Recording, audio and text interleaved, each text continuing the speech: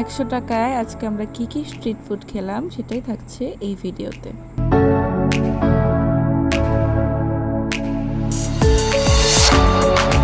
So চ্যালেঞ্জটি complete করতে আমি আর আমার বোন চলে গিয়েছিলাম ময়মনসিংহ শহরের প্রাণকেন্দ্র আনন্দমোহন কলেজ মাঠে। সেখানে গিয়ে আমরা প্রথমে ডিসাইডই করতে পারছিলাম না যে 100 টাকার মধ্যে কি কি খাওয়া যায়। তারপর ভাবলাম এই আনন্দমোহন কলেজের বিখ্যাত সেই ঝালমুড়ি, যেটা না খেলে আমাদের পুরো চ্যালেঞ্জটি ইনকমপ্লিট থাকবে, যার মূল্য ছিল 10 টাকা।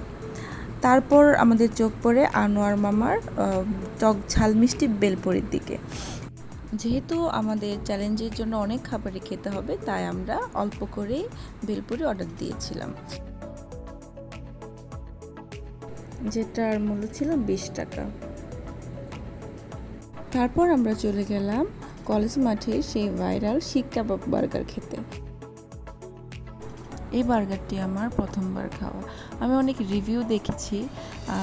এই বার্গারের বিশেষত্ব হচ্ছে এখানে মামা সসের পরিবর্তে নিজের হাতে বানানো তেঁতুলের চাটনি ব্যবহার করেন, যেটার টেস্ট অতুলনীয়। 50 টাকার মধ্যে এটি একটি পারফেক্ট বার্গার।